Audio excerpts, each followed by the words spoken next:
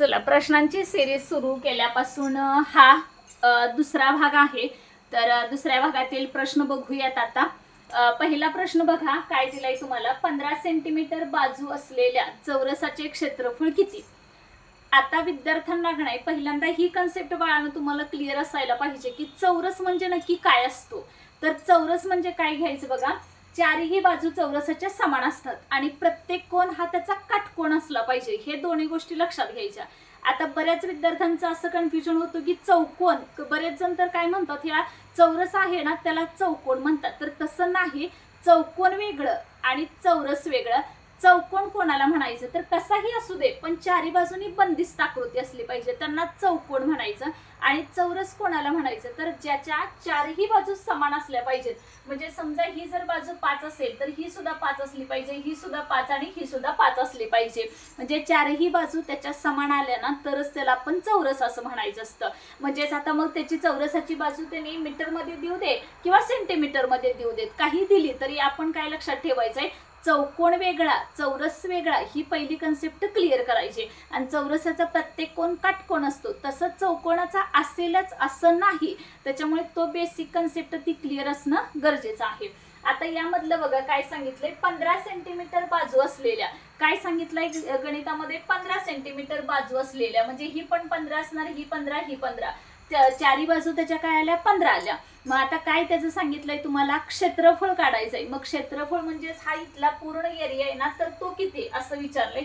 तर काय आपल्याकडे सूत्र आहे, चौरसाचे क्षेत्रफळ बरोबर काय येतो, त्याचं क्षेत्रफळ बरोबर काय आहे सूत्र, बाजूचा वर्ग. मग बाजूचा वर्ग म्हटल्यानंतर किती आहे बाजू आपली, 15. आणि स्कॉलरशिपचे विद्यार्थी आहात म्हणजे तुम्हाला 30 पर्यंत कंपल्सरी तुम्हाला वर्ग पाठ करायचेच आहेत, तरच तुम्हाला झटपट प्रश्न सुटतील, नाहीतर पटकन त्याचं कॅल्क्युलेशन जमत नाही. त्याच्यामुळे तुम्हाला किती येणार तर ह्याचा 225 आणि चौरस आठवणीनं लिहायचं.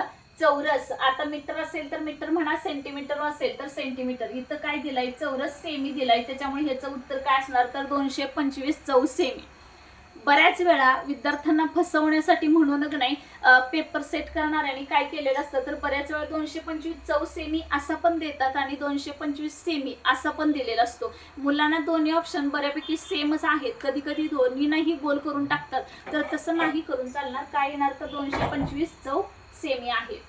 आता त्यानंतरचं बघा, 15 सेंटीमीटर बाजू असलेल्या चौरसाचं क्षेत्रफळ, आपण क्षेत्रफळ काढलं त्याच्यासोबत आपण परिमिती पण बघूयात.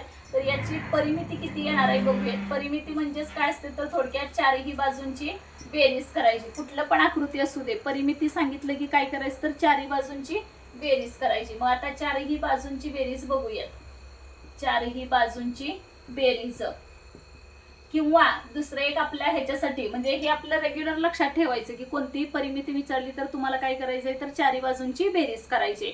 नसेल तर दुसरं कोणतं सूत्र लक्षात ठेवायचं स्पेसिफिक चौरसासाठी, तर 4 गुणिले बाजू करायचं. मग 4 गुणिले बाजू म्हटल्यानंतर एक बाजू किती दिला तुम्हाला, 15 दिल्या. म्हणजे ह्याची परिमिती किती असणार आहे तर 4 गुणिले 15 किती आली तर तुमचं 60 आलं. मग आता 60 हे सेंटीमीटर असेल सेंटीमीटर द्यायचं, मीटर असेल तर ह्याच्यामध्ये मीटर हे युनिट त्याला लिहून टाकायचं. सेंटीमीटर इथं आता दिलेलं तुम्हाला कशामध्ये विचारलं होतं तर सेंटीमीटर मध्ये, म्हणून आपण काय केलं तर 60 सेंटीमीटर ही त्याची काय झाली परिमिती झाली. जरी तुम्हाला पेपरमध्ये आता मी देताना जरी प्रश्न क्षेत्रफळ सांगितला तर त्याच्याशी रिलेटेड आलेले दुसरे प्रश्न सुद्धा आपण चौकस बुद्धीनं विचार करायचा, फक्त तेवढंच सोडवायचं असं अजिबात नाही करायचं. आलेत लक्षात कसं सोडवायचं ते.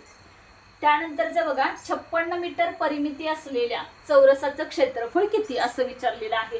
किती आहे 56 मीटर परिमिती. ऑलरेडी तुम्हाला चौरसची कन्सेप्ट काय आहे ती मी व्यवस्थित समजावून सांगितल्या, त्याच्यामुळं चौरसाची परिमिती दिल्या तुम्हाला ऑलरेडी. आपल्याकडं काय सूत्र आहे बघा, चौरसाची परिमिती बरोबर, चौरसाची परिमिती बरोबर काय येतं 4 गुणिले बाजू. मग आता ऑलरेडी तुम्हाला दिल्या चौरसाची परिमिती किती आहे 56, म्हणजे इथं 4 गुणिले बाजू. म्हणजे याचा अर्थ इथं जर गुणाकार असेल तर इकडच्या बाजूला आल्यानंतर डाव्या बाजूला काय होणार ते भागाकारात जाणार. त्याच्यामुळे 56 भागिले 4 तुम्ही डायरेक्ट लक्षात ठेवलं ना तरी सुद्धा चालेल. अगदीच डावी बाजू उजव्या बाजूला गेल्यावर वगैरे काय होणार हे जरी नसलं क्लिअर तरी सुद्धा एक काम करायचं की तुम्हाला डोळ्यासमोर चौरस आणायचा आणि त्याच्या बाजू चारी सेम असणार आहेत. ह्याचा अर्थ काय परिमिती तुम्हाला 56 आहे, म्हणजे 56 भागिले 4 डायरेक्ट लक्षात ठेवायचं, कारण एक भाग प्रत्येक भाग त्याचा सेमच असणार ना चौरस असल्यामुळं, म्हणून डायरेक्ट 4 न भागायचं, बाकी काही सुद्धा विचारात घ्यायचं नाही. तर 56 भागिले 4 म्हणजेच किती आलं बघा, 14 चौक 56. पाडेपाठ असले की आपण पटकन सांगू शकतो किती येणार, तर 14. 14 ही काय झाली तर त्या चौरसाची परिमिती झाली. आलेत लक्षात.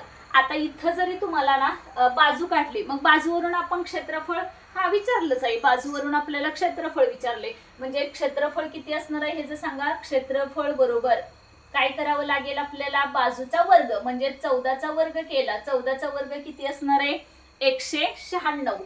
त्याच्यामुळं 196 आणि चौरस इथं किती दिलंय बघा, परिमिती मीटर मध्ये, म्हणून आपण काय लिहिणार, चौरस मीटर.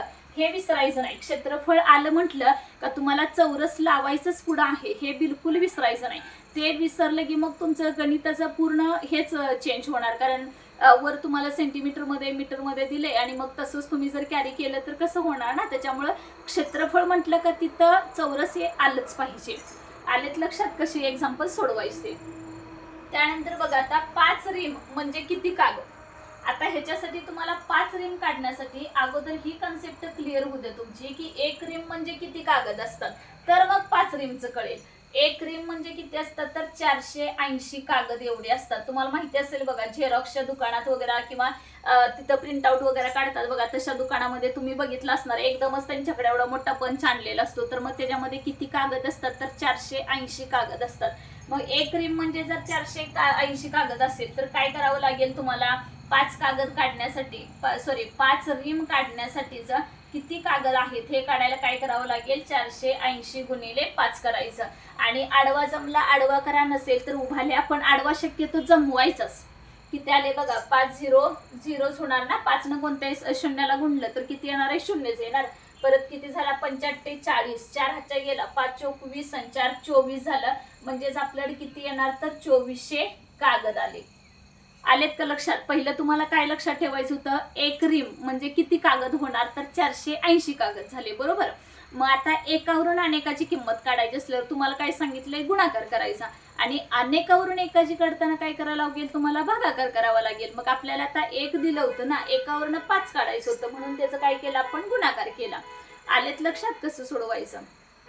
त्यानंतरच बघा आता 7.25 किलोग्रॅम, म्हणजे तुम्हाला ह्याच्या अगोदर पण मी एका ह्याच्यात सांगितलं होतं बघा, की पावणे म्हणजे आपण तिथपर्यंत अजून पोहोचायचं आहे, म्हणजे ह्याचा अर्थ काय 60 पर्यंत पोहोचायचं आहे. पावणा अजून अलीकडच्याच घरात आहे, त्याच्यामुळे 7.25 किलोग्रॅम म्हणजेच काय करायचं, पहिलं 1 किलोग्रॅम म्हणजे तुम्हाला माहिती आहे, 1 किलोग्रॅम म्हणजे किती असणार आहे, 1 किलोग्रॅम किग्रॅम बरोबर किती झालं, 1000 ग्रॅम असणार, बरोबर.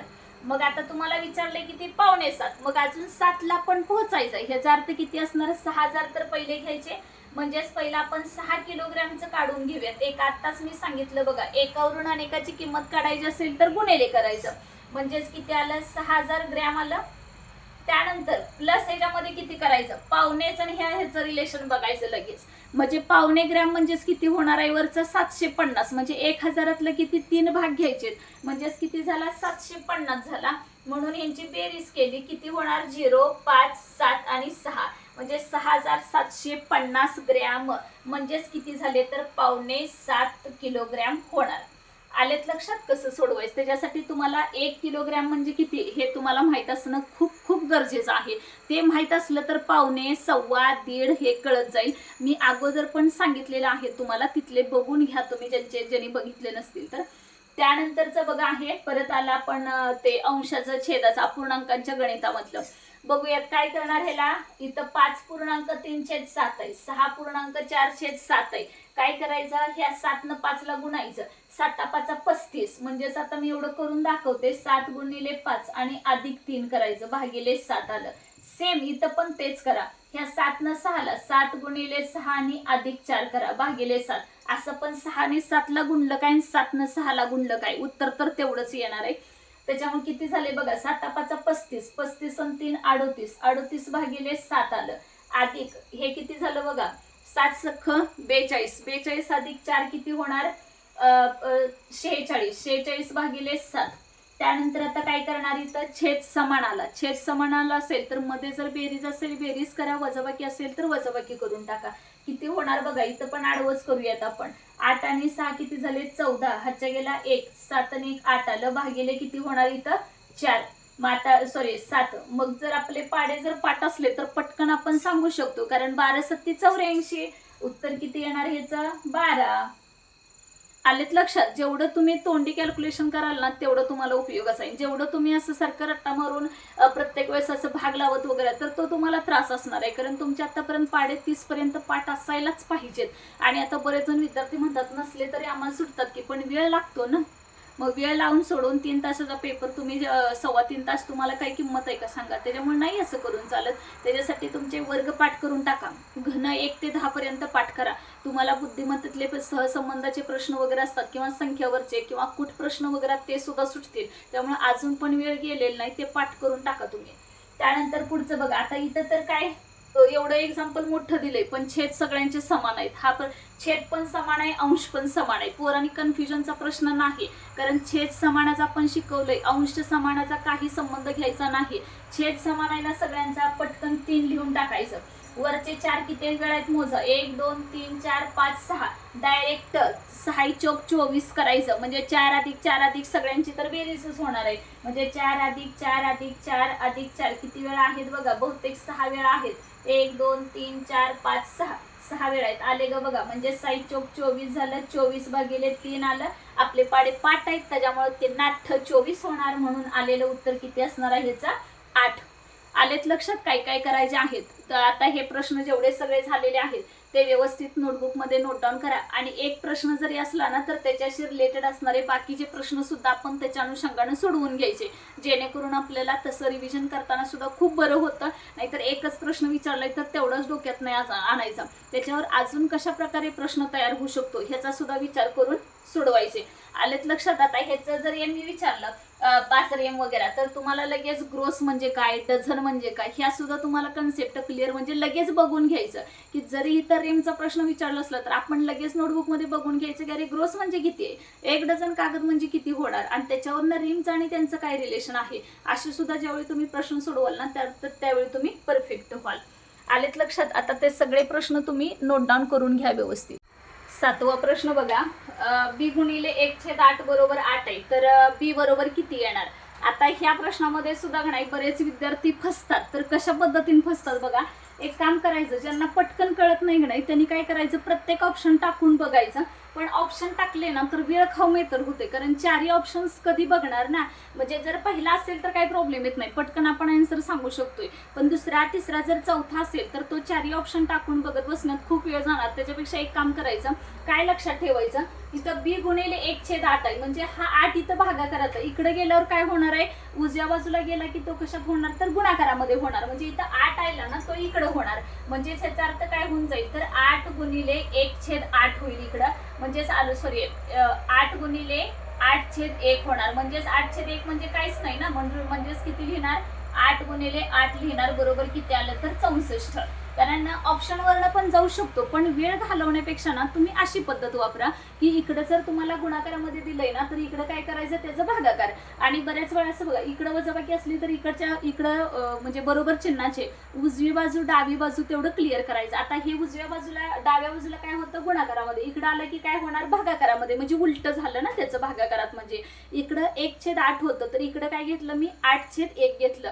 म्हणजे झालं की नाही सांगा उलट. मग त्या दोघांचा गुणाकार करून घ्या तुम्ही, आलेला आन्सर आपल्याला निघू शकतं. पुढचं बघा, आता 8712 अगोदर किती लिहिणार 8000 बरोबर, अधिक 712 म्हणजेच किती झाले बघा 8712. एकक दशक शतक हजार झाले की नाही 8712.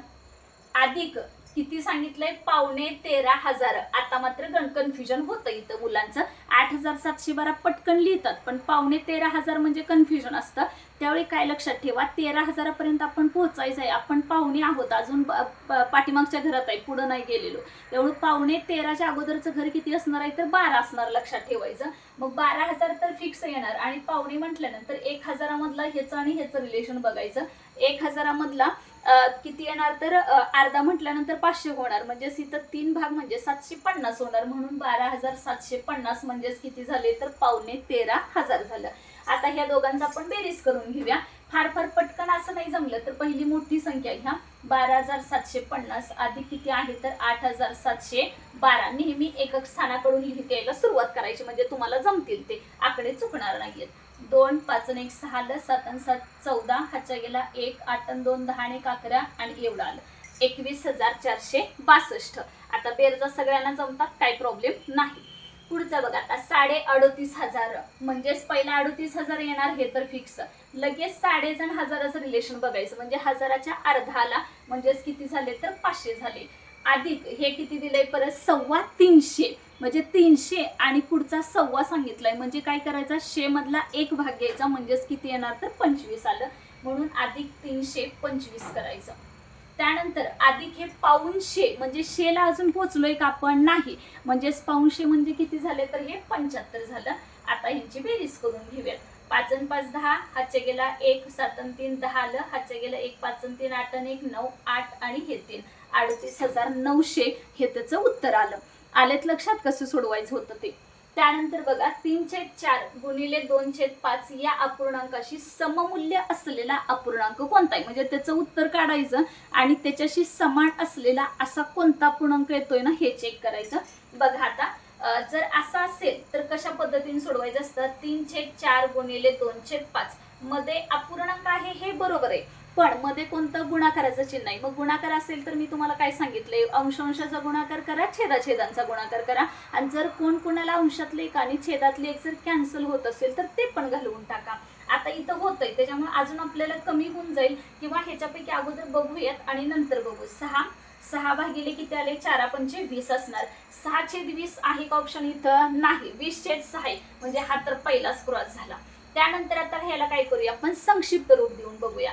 संक्षिप्त रूप देणं म्हणजे काय तर ह्या अंशाला आणि छेदाला ना एकाच संख्येनं कुणी भाग जातोय का बघायचं म्हणजेच 2×6 आणि 2×20 आला की नाही बघा बरं. आता ऑप्शन कुठं आहे बघा आलेत लक्षात कशा पद्धतीने येऊ शकेल. या अपूर्णांकाशी सममूल्य अपूर्णांक कोणता असू शकतो. आता 12/20 काय येणार नाही बघा कारण वर 6 आलंय ना मग 12/20 कसा असेल आणि 6/5 पण खाली 5 नाही ना 10 यायला पाहिजे होतं त्याच्यामुळे ऑप्शन कोणता असणार आहे तर आपला 3 नंबरचा ऑप्शन हा करेक्ट असणार आहे. याला म्हणायचं सममूल्य अपूर्णांक.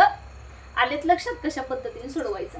आता पुढचा बघा आता मगाशी एक झालं होतं बघा आपलं असल्या टाईपचं तर कसं करणार आपण 4 2 8 8 आणि 2 किती झाले 10 10/4 आलं अधिक ह्याचं पण सेम करा 4 त्रिकोण 12 12 अधिक 2 किती होणार 14 आणि 14/4 आलं अधिक परत ह्या 4 न 2 ला 4 2 8 आलं 8 मध्ये वरचं 3 मिळवा म्हणजेच किती झाले 11 झाले 11/4 करा.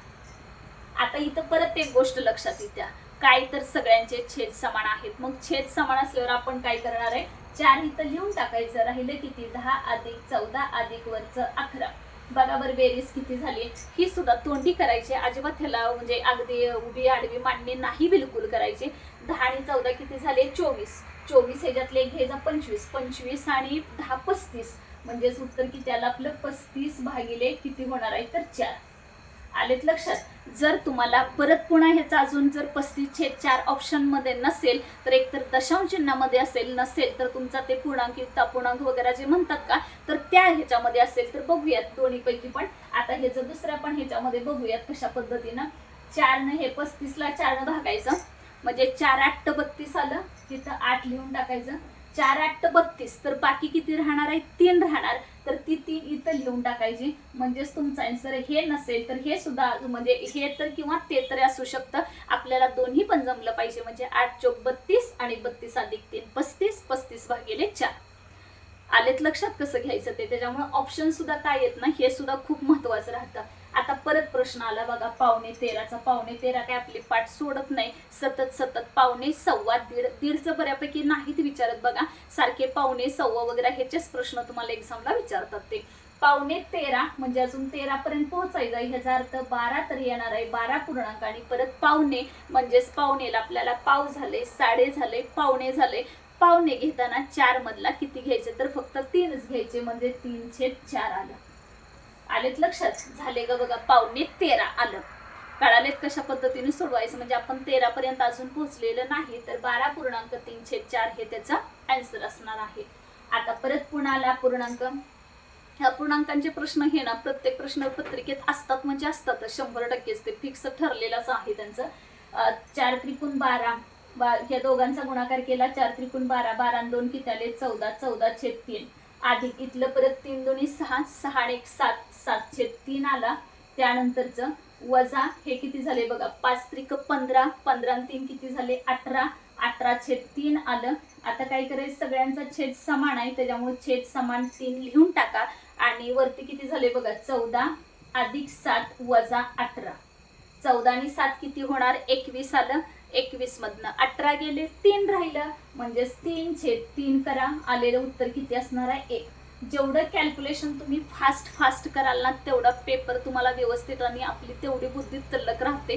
त्याच्यामुळे हे जास्तीत जास्त तुम्हाला जेवढी कॅल्क्युलेशन बोटावर सोडवता येतील ना तेवढी सोडवायची. म्हणजे ना की असं 1 2 3 4 वगैरे नाही मोजत बसायचं, आठवायचं, इमॅजिन करायचं, ह्याच्यात एवढं घालवल्यावर तेवढं येऊ शकतं. अशा पद्धतीने सोडवाल ना तर तेवढं फास्ट तुम्हाला गणित जमेल. त्यानंतरचं बघा, आता इथं दोघांचा छेद समान आहे, हा तिसरा मात्र वेगळा आहे.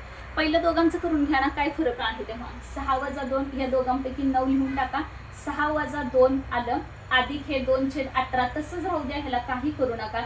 6 वजा 2 म्हणजे 4 आलं, 4/9 अधिक 2/18 आलं. आता परत इथं छेद समान नाही तर मग काय करायचं, छेद समान करून घ्यायचं. छेद समान करून घ्यायला मी तिरकस गुणाकार माप लक्षात ठेवायचं. नसेल तर त्याला दुसरी एक पद्धत आहे, ती कोणती, तर आता आपण ती पद्धत इथं वापरूया. काय करायचं, इथं 18 आहे, मग 9 ला काय केल्यानंतर 18 येऊ शकतं, म्हणजेच 9 ला कितीनं गुणल्यानंतर 2 न गुणायचं म्हणजे 18 येऊ शकतंय. आता कसं असतं गणितामध्ये, जर छेदावर क्रिया केल्या तर अंश लगेच रुजतोय, त्याच्यामुळे अंशावर सुद्धा लगेच क्रिया करायची, कोणाला आपल्याला दुखवायचं नाही. त्याच्यामुळे जर छेदावर क्रिया केली अंशावर करायची, अंशावर काय केलं असलं तर लगेच छेदावर करायचं. म्हणजे हे लक्षात ठेवायचे, गणिताचा नियमच आहे तो. एकाला हे केलं की सगळ्यांना द्यायला लागतं चिन्ह वगैरे कुठली पण. त्यामुळे 4 गुणिले 2 करायचं, अधिक आलेलं 2/18 झालं, म्हणजेच फायनली 4 दोन्ही 8 येणार, 8/18 अधिक हे 2/18 म्हणजेच किती झालं आपलं 10/18 आलं. जर 10/18 हे ऑप्शन मध्ये नसेल तर त्याला संक्षिप्त रूप द्यायचं, म्हणजेच दोन्ही संख्या एकाच पाड्यामध्ये चेक करा. म्हणजेच कोणते येते तर 2 किती येणार 2 पंचे 10 आणि 2 9 18 हे तुमचं फायनल आन्सर असेल. आलेत लक्षात कशा पद्धतीने सोडवायचे आहेत, असे व्यवस्थित सॉल्व करून घ्या. एक प्रकारचं रिव्हिजन पण होईल आणि एक्झामला आलेली गणितं पटपट सुटतील. त्याच्यामुळे जेवढी झालेली आहेत तेवढे एकदा नोटबुकमध्ये सोडवून घ्या, स्वतः सोडवण्याचा प्रयत्न करा. जर चुकलं तर बोर्डवर बघायचं, नाही तर आपण पहिल्यापासूनच जर गणिताच्या स्टेप्स बोर्डवर बघायला लागलो ना तर खऱ्या अर्थाने कुठल्याच गणितामध्ये यशस्वी होणार नाही. त्याच्यामुळे जे शिकवलंय ना त्याचं अगोदर आपल्याला आठवतंय का बघायचं, आणि आठवणात तर एखादी स्टेप आपण बोर्डवर बघायची, अदरवाईज आपला पण स्वतः सोडवण्याचा प्रयत्न करायचा. अगदी शिकवलेलं असतंय त्याच्यामुळे शिकून थोडंफार तरी आठवतच ना, त्यामुळे तो पहिला प्रयत्न करा. नाही जमलं तर मग बोर्डवरती बघायचं. चालेल, ठीक आहे. आता सगळे एक्झाम्पल तुम्ही व्यवस्थित नोट डाऊन करून घ्या आणि त्यानंतर तुम्ही स्वतः सोडवण्याचा प्रयत्न करा. त्याच्यासारखे बाकीचे सुद्धा तुम्ही एक्झाम्पल नीट सॉल्व करा. बघा कुठले कुठले सुटतात, कसे कसे आहेत वगैरे ते. ठीक आहे,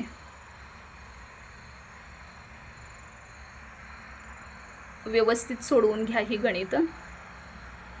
कशी सोडवलेले आहेत बघा, काय करायला पाहिजे, ह्याच्यामध्ये सुटलेले आहेत का वगैरे नीट बघून घ्या.